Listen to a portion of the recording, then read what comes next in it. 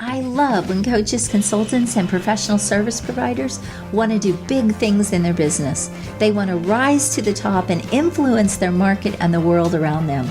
They want to have a greater impact and make a more lucrative income. Well, if this is you, welcome to Expert in You podcast, the show where I interview other experts and coaches, consultants, so that they can share their success strategies with you. We're going to talk about marketing and how to close more sales, how to get more premium clients, and how to really build your visibility in the market and scale your business like a boss. If this is you, welcome to the show. I want to ask you to subscribe and hit the notification bell right now so you don't miss one episode. Grab your coffee and buckle up because we are ready to give it all to you to help you become the expert and get paid as the expert that you are.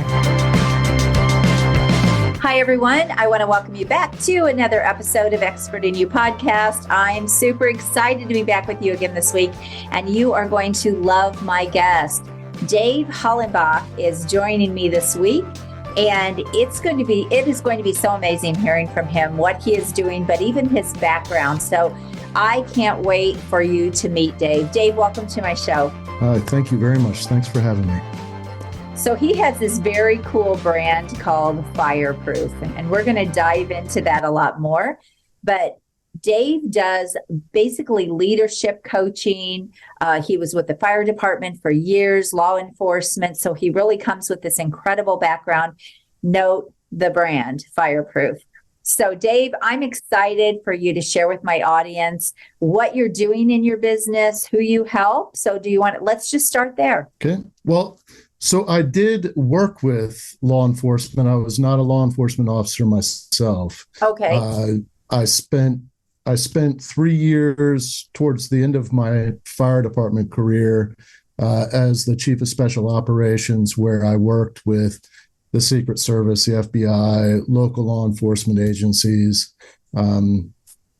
That's my my association with law enforcement. And of course, the fire department runs calls with law enforcement as well. So. Gotcha. So, and you served in the fire department for 23 years, right? Yes, ma'am. And now you're in the leadership coaching space. So you want to talk a little bit about that and how that all came to be?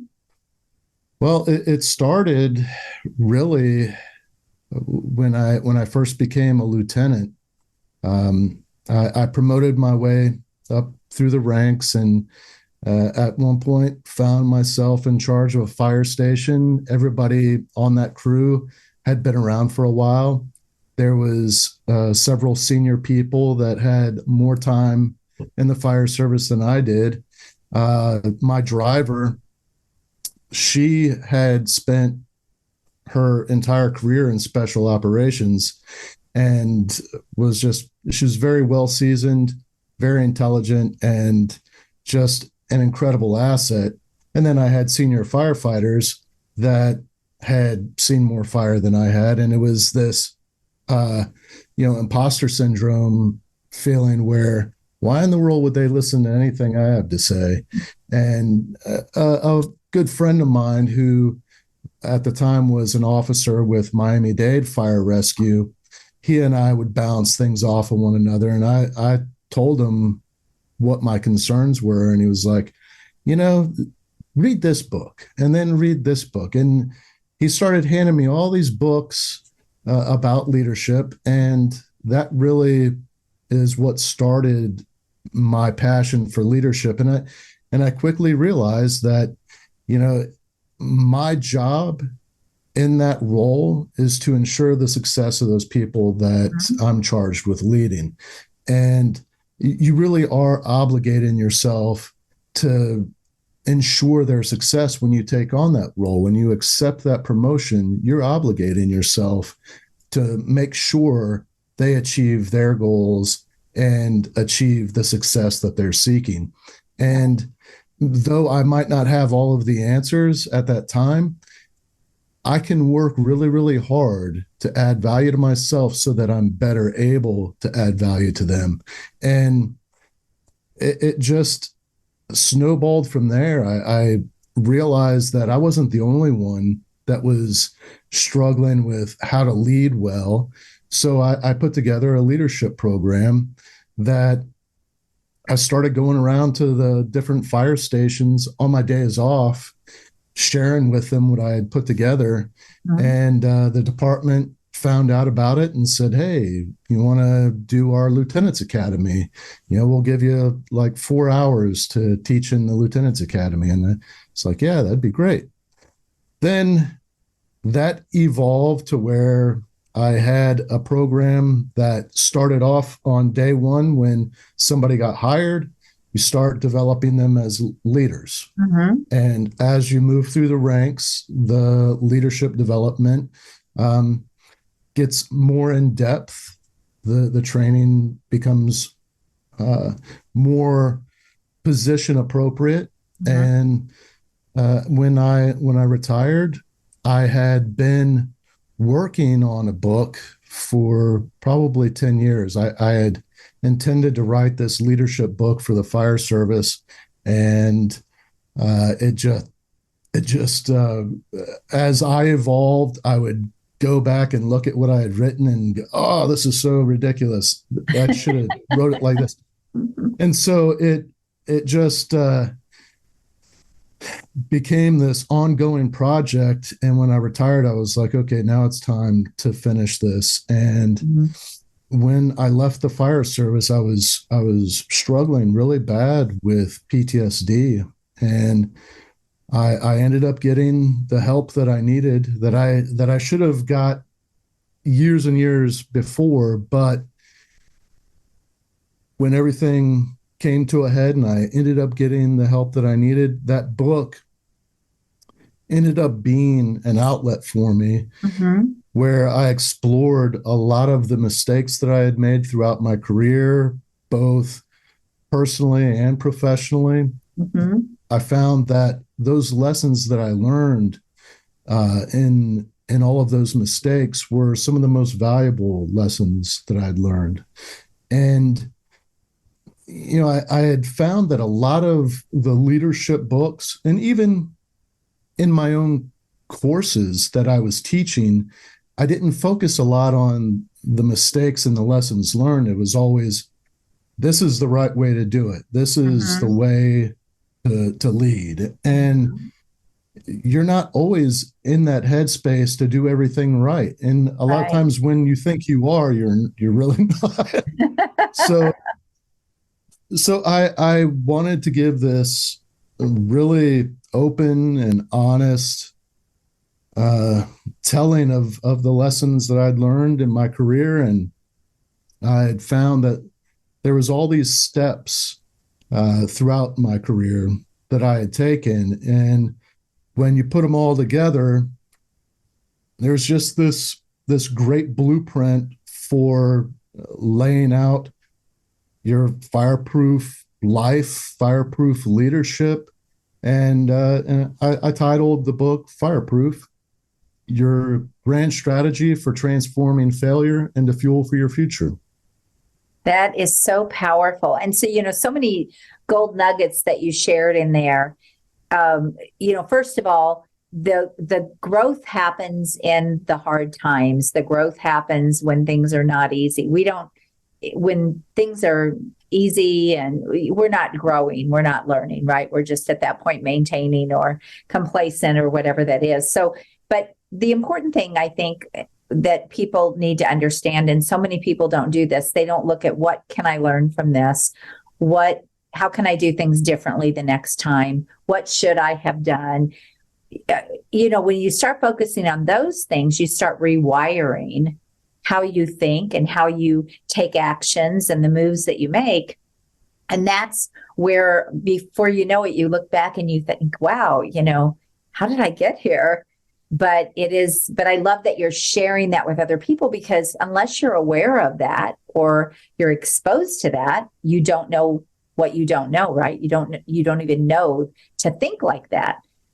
So it's really an awareness thing. So I definitely love the term, even fireproof your leadership, because that's one of the things that we were going to dig into and talk a little bit about. So you want to talk more about what you mean by that, fireproof your leadership? Well, you're going to be a guest on my podcast. My podcast is titled From Embers to Excellence. And that all started as a way to share with people out there that are struggling with, I know when I crashed and burned, I felt like I was all alone, that nobody could possibly understand the things that I was going through. Mm-hmm. And the reality is that everybody goes through all that stuff. And most of the time, we're the ones giving ourselves the hardest time. We are our biggest critic.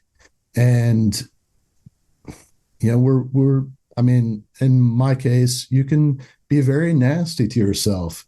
Mm-hmm. And when you're leading others, if you're a good, solid leader, you're never going to treat your people like crap, because you're not going to lead them for very long.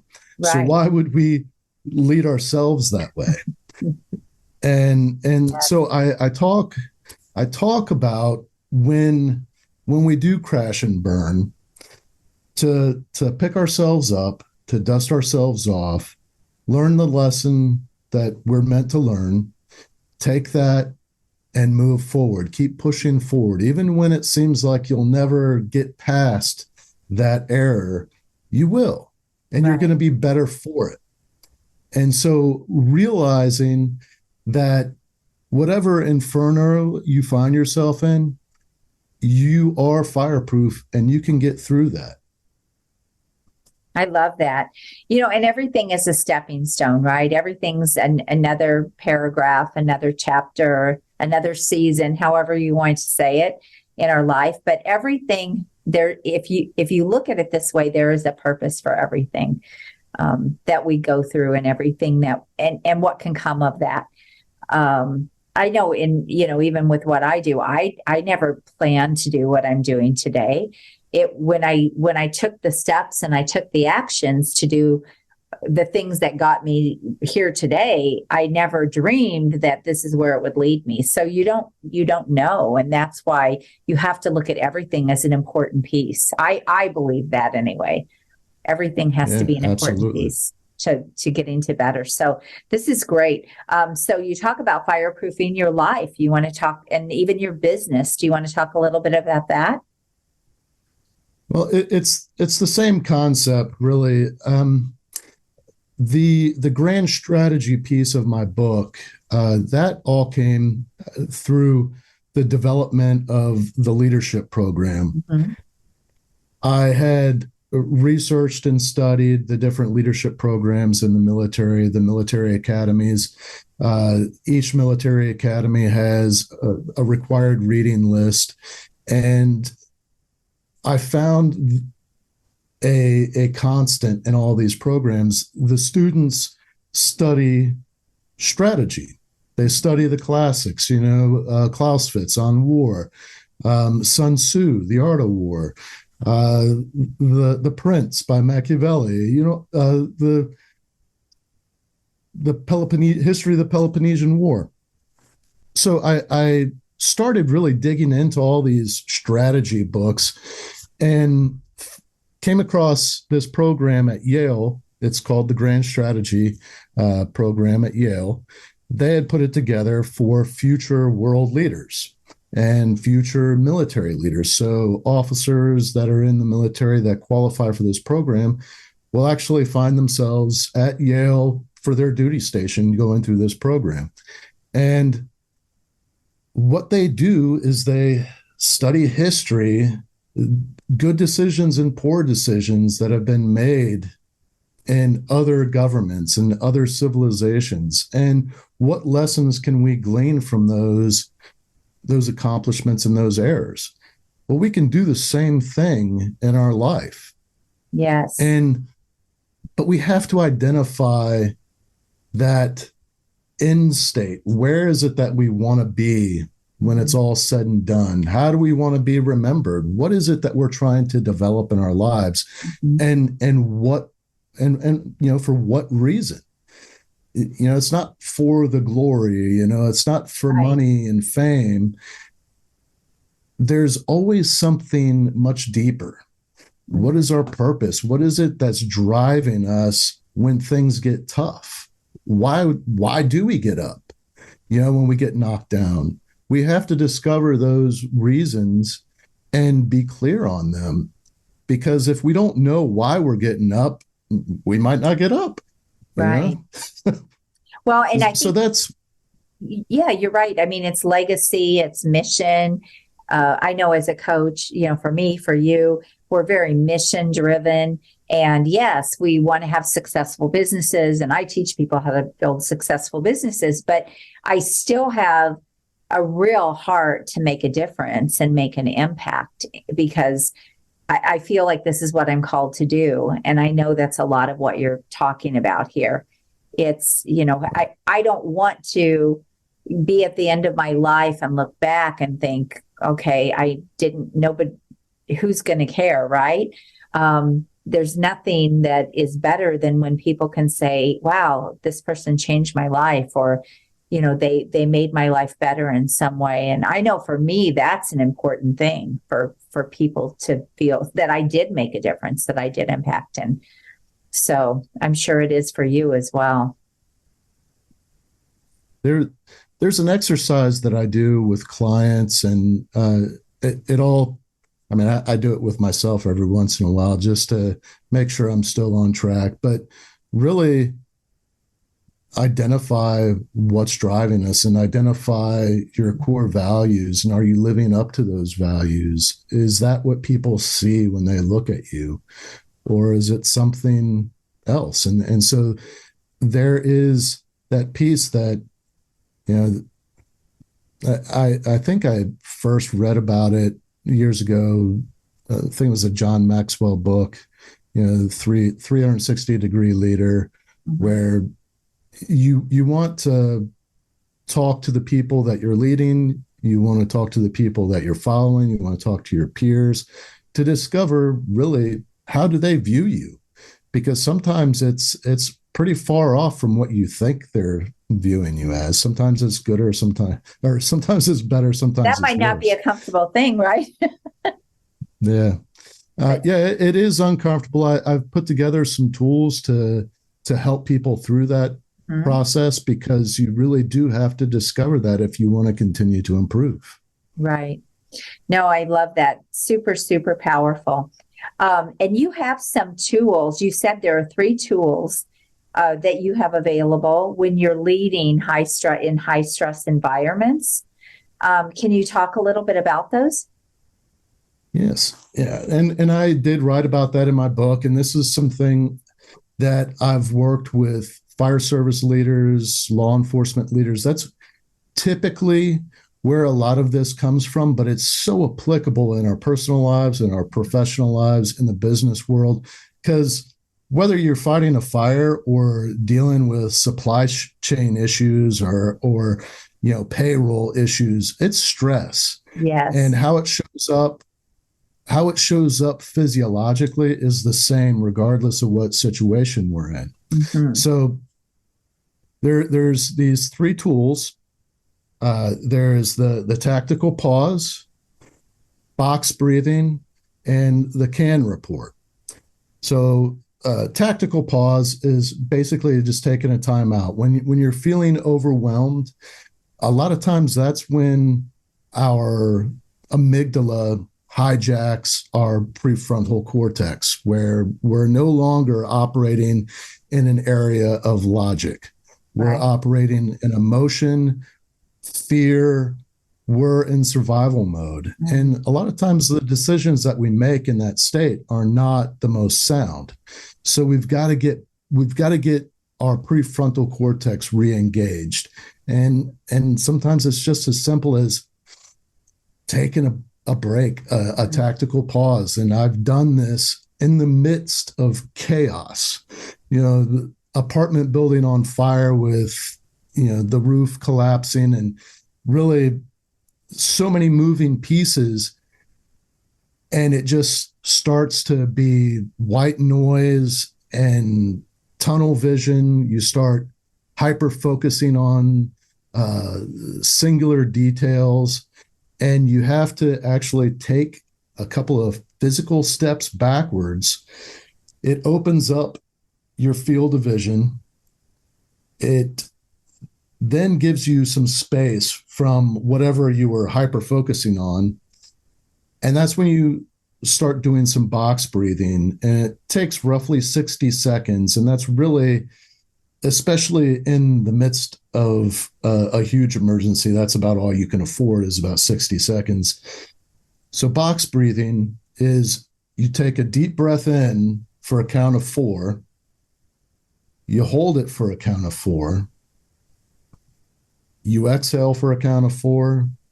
You hold that for a count of 4.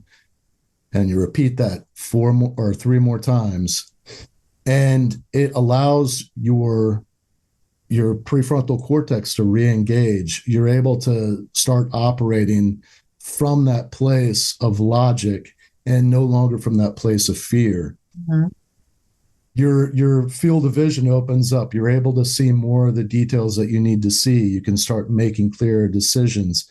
Your hearing re-engages, where you can start actually hearing everything that's going on.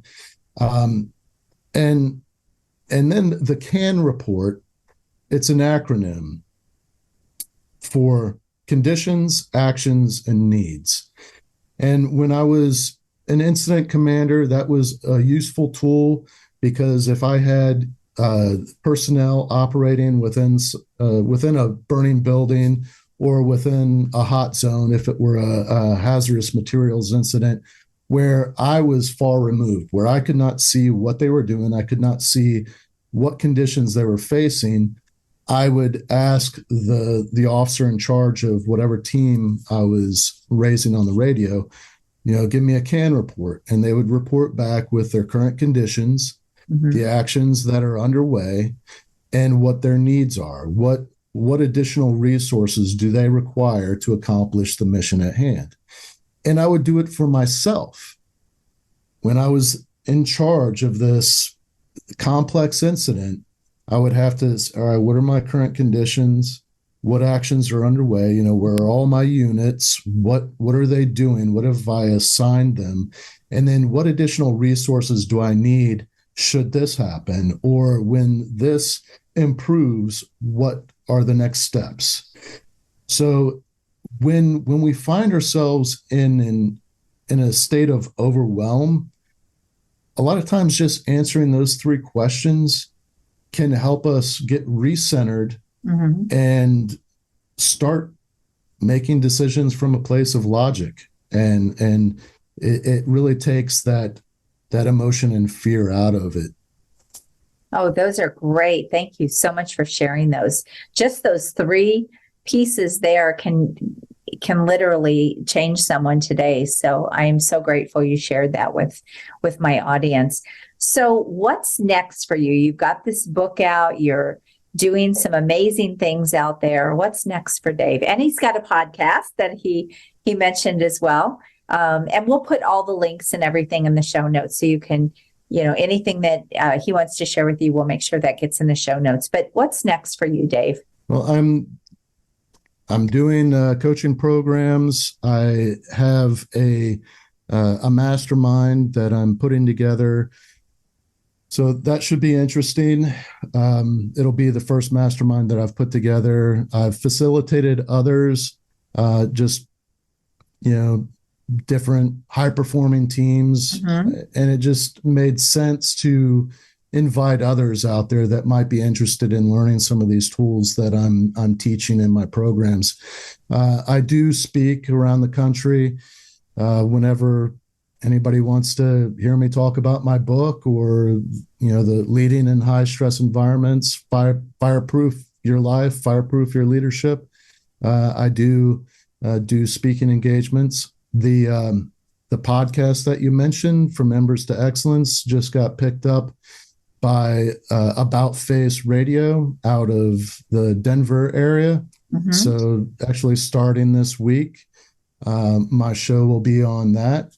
Very cool. Congratulations. And he's getting married. Yeah. He hasn't mentioned that yet, but he's getting married in April. So congratulations on that as well. You have a lot going Thank you. on. Yes, I do. Yes. That's the fun of this business, though. It never stops, right? There's always more we can do, always more to make an impact. So this has been great, Dave. I thank you so much for sharing. I love your brand. I love your story. I love what you stand for and what you are doing to make a difference in this world and to impact other people. And just thank you.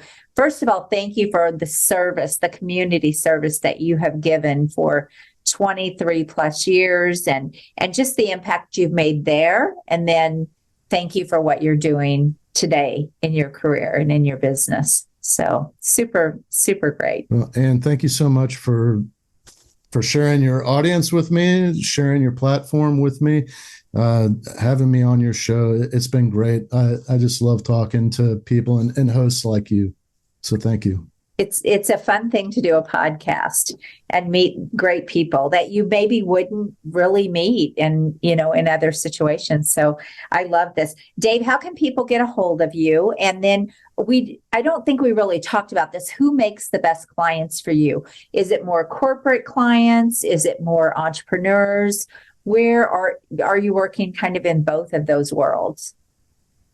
Yeah, primarily right now, my client base is, Office of Emergency Management, fire service, law enforcement. I do have some clients in the entrepreneurial space, and I do have some clients that are in the corporate world. So it's really whoever feels most comfortable with me and my teaching style and what I have to offer. I do like to dig deep, and sometimes, people aren't all that comfortable with it, but that's how we get the best results. You got to dig deep. That's exactly right. And, bringing all your real world experience into good and bad, right? Into what you're doing now. There's so many people that they go and get a certification or something to coach, but there's not really that experience there. They haven't really been through it. And I think that's one of the things that sets you apart and just if you look at the whole background. So I really love that you stepped into the coaching arena because this industry needs people that truly have all of that experience and knowledge and expertise and skills that they can bring to people in this industry. So thank you so much for everything you're doing. And again, we'll make sure that people get connected with you. And where can they get your book, Dave? Amazon, Barnes & Noble. All you got to do is Google Fireproof, Your Grand Strategy, or Fireproof David Hollenbach. You can go to my website, hollenbachleadership.com. I've got a ton of resources on there. One of my primary focuses with the nonprofits that I work with are veterans and first responders that are struggling with PTSD. So I do have a resources page that focuses on the mental health aspect of leadership, self-leadership, that sort of thing. So I love it. I love it. And by the way, I have someone I want to introduce you to that I think would be a fantastic connection for you. So we'll talk about that when we get off the show. And that's the great thing about these shows is you can make introductions and you can refer people. So I love it. So Dave, thank you again for being here. And everyone, thank you for joining us for another episode of Expert in You. As always, if you have not yet subscribed and you're just hearing this for the first time, make sure you do so and hit that notification bell because every single week we release a new episode and I bring on amazing guests just like Dave. And I know that you got massive value from him today. So thank you all. God bless you and have a wonderful week. Bye-bye. If you've enjoyed this episode, I want to invite you to go check out a free training that I have at expertinu.us. It is a training that I have on how you can get ultra premium dream clients, scale your business, get more freedom, and really simplify your business and multiply your money. So go check that out. And again, that is expertinu.us. I want to thank you for being here with me this week. I hope you found massive value. Please always leave a comment, feedback, or a question. We check them all. And I want you to go rock your business and make sure you join us again next week. God bless you. Have an amazing day. Bye-bye.